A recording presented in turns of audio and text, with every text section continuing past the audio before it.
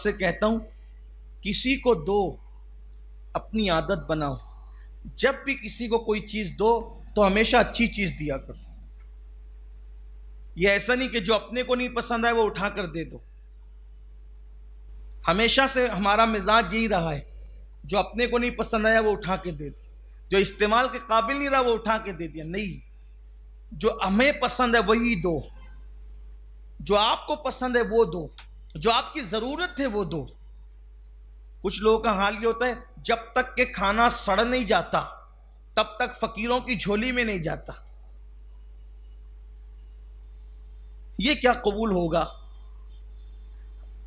سڑا ہوا کھانا، بدبودار کھانا کسی فقیر کی جھولی میں ڈالنے کا مطلب یہ ہوا کہ آپ نے اپنے گھر کو صاف کرنے کا منصوبہ کیا، گھر صاف کر لیا، آپ نے صفائی کر لی گھر کی، اس پہ کیا اجر اور صلہ ملنا ہے؟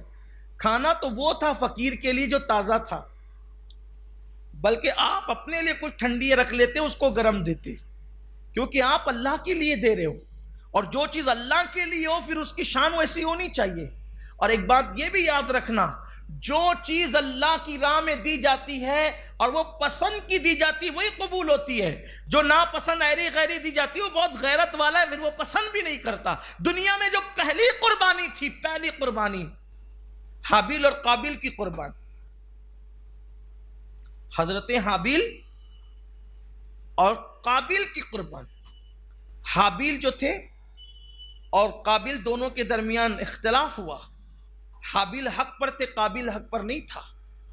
تو اس وقت حضرت آدم علیہ السلام نے فرمایا کہ تم دونوں قربانی پیش کرو، تم دونوں قربانی پیش کرو، تو تمہاری قربانی جس میں سے اللہ جس کی قربانی قبول کر لے تو وہی حق پر ہوگا۔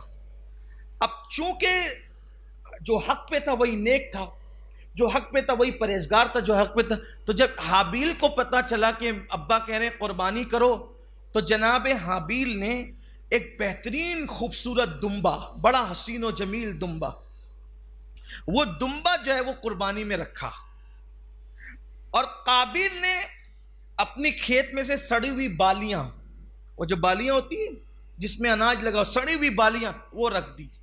اب یہ پہلی قربانی تھی دنیا کی پہلی قربانی، حابیل اور قابیل۔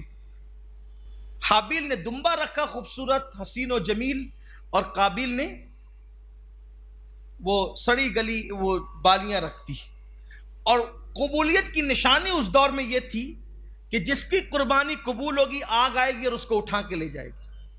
بغیر دھوئیں کی آگ آتی تھی، بغیر دھوئیں کی آگ، اور اس کو اٹھا کے لے جاتی تھی، اور جو پڑی رہ جاتی تھی وہ قربانی مردود ہو گئی، رد ہو گئی، قبول نہیں ہے۔